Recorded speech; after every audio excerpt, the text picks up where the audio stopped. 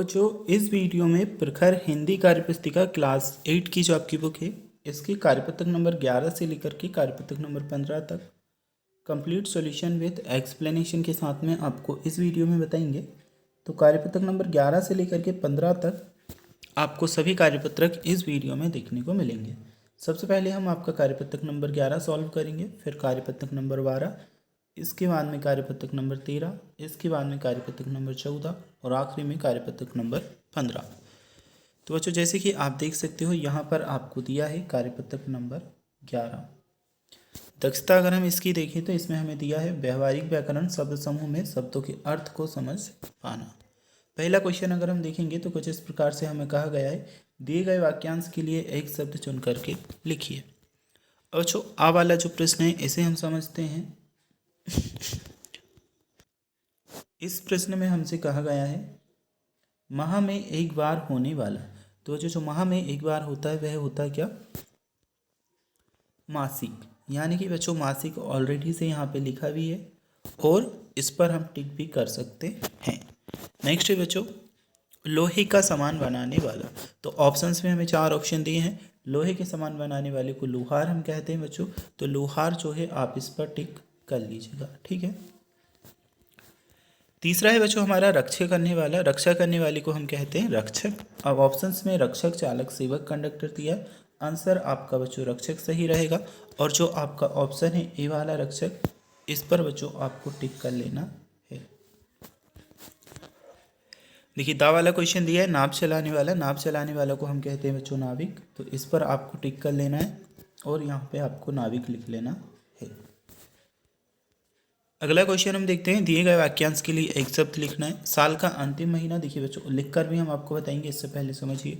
साल का जो अंतिम महीना होता है वह होता है हमारा क्या? दिसंबर। चिकित्सक जिसका उपचार करता है उसे रोगी कहते हैं। जिससे हम लिखते हैं उसे कलम कहते हैं। जो हमें समय बताती है वह घड़ी होती है।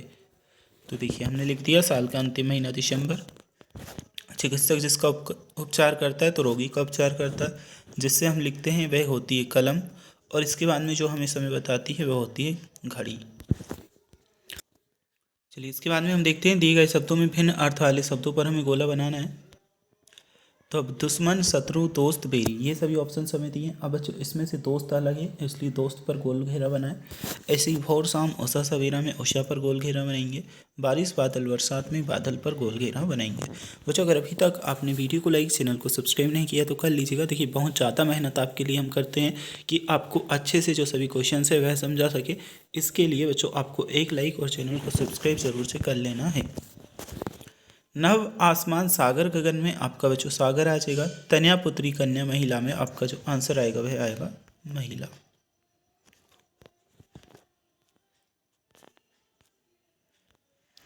कार्यपत्रक नंबर 12 हमें दिया है दक्षता दी है गद्यांश पद्यांश को पढ़कर समझ के साथ उत्तर दे पाना। और जो अगर हम देखेंगे तो यहाँ पर जो हमें है एक गद्यांश स्टोरी टाइप से दी है। अगर इसे हम पढ़ते हैं तो इसमें कहा गया है पुराने शहर जैसलमेर में बनी ऐतिहासिक हवेलियों को देखने के लिए हम भूल भुलैया जैसी गलियों में पहुंचे। गाइड के मार्गदर्शन में पढ़ते हुए हमने पडवों की हवेली, सालिम सिंह की हवेली और नथमल की हवेली देखी। यह हवेलियाँ करीब 300 साल पुरानी हैं। यह हवेलियाँ देखने में अद्भुत हैं और यह हवेलियाँ गर्मियों में ठंडी और जाड़ों में गर्म रहती है। गद्यांश का शीर्षक यानी कि बच्चों गद्यांश का नाम देना है। नाम हमने दिया जैसलमेर के पुराने शहर में बनी ऐतिहासिक हवेलियाँ। गद्यांश में कौन से शहर की यात्रा का वर्णन है? उत्तर हमने लिखा गद्यांश में जैसलमेर शहर की यात्रा का वर्णन है। शिक्षक से जानकारी करके लिखिए ऐसा क्यों होता है कि हवेलियाँ गर्मियों में ठंडी और जाड़ों में गर्म रहती है। तो उत्तर में हमने लिखा हवेलियाँ गर्मियों में ठंडी और जाड़ों में गर्म रहती है क्योंकि पारंपरिक रूप से बनाई जाती है जिनमें ऊन मिट्टी का प्रयोग किया जाता है जो तापमान को नियंत्रित करने में मदद करता है।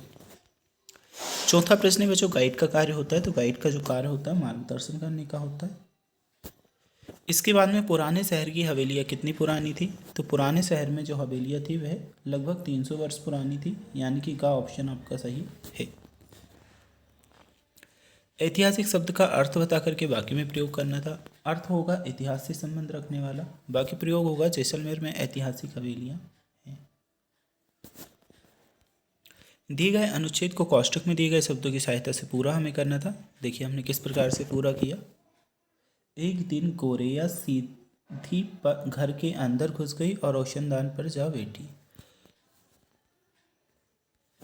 दोनों बड़े मज़े से गाना गा रही थी। एक से नीचे चींची करने लगी। वह उड़ कर पेड़ पर जा बैठी और जहाँ उसका घोंसला था।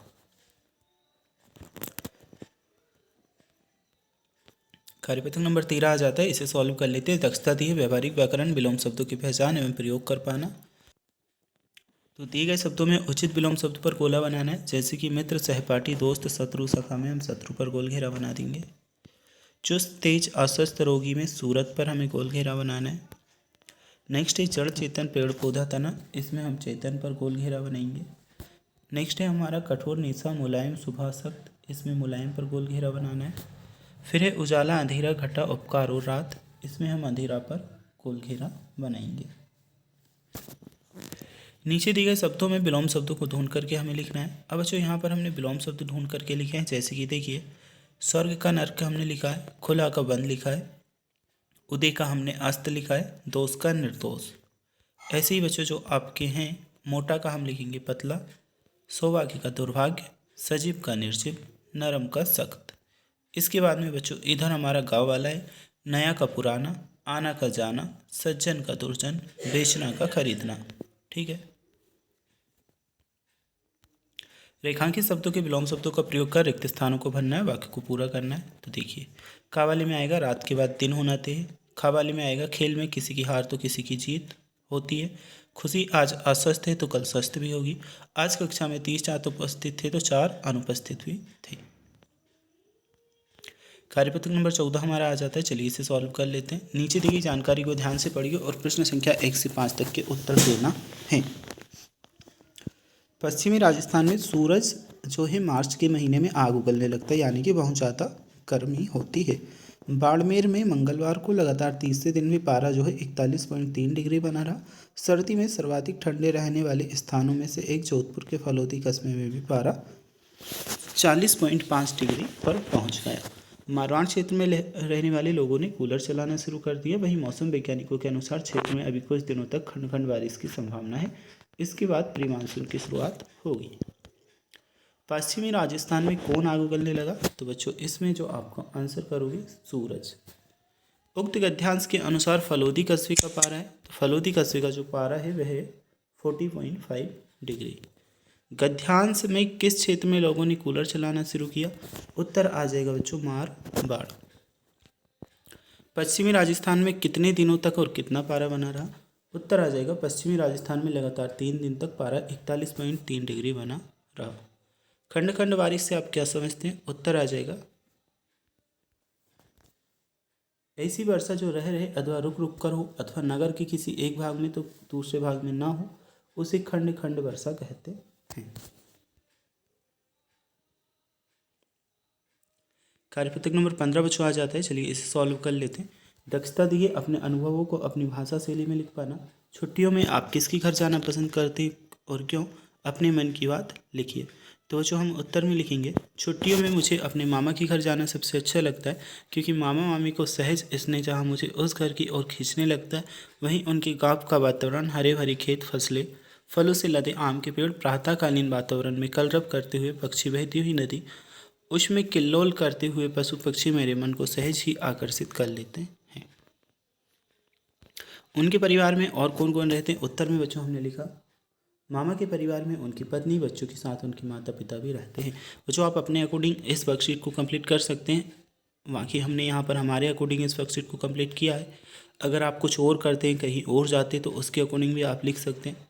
ठीक है, वहाँ आपको क्या क्या अच्छा लगता है? तो देखिए बच्चों, हमें यहाँ पर उनकी गाँव का वातावरण, हरे भरे खेत, फसलें, फलों से लदे आम के पेड़, प्रातःकालीन वातावरण में कलरव करते हुए पक्षी, बहती हुई नदी, उसमें किल्लोल करते हुए पशु पक्षी मेरे मन को सहज ही आकर्षित कर लेते हैं। वहाँ जाकर के आप उनकी कौन कौन से कामों में हाथ बटाए? तो वहाँ जाकर के हमने शाम के समय खेतों की ओर जाना, खरबूजा, तरबूज, ककड़ी आदि तोड़कर खाना, बैलों गाय भैंस को नदी के पास ले जाना और उन्हें पानी पिलाना, नहलाना आदि काम किए। उन्होंने आपको कहाँ कहाँ घुमाया? तो हमें बाग बगीचों के साथ साथ कुछ दर्शनीय स्थलों पर घुमाया। उनके घर की सबसे अच्छी कोई एक बात, वहाँ की दिनचर्या, मामा के घर पहुँचते ही उनके स्नेह दुनिया सबसे अच्छी है। बच्चों यह हो चुका आपका कार्यपत्रक नंबर 11 से लेकर के 15 तक कंप्लीट।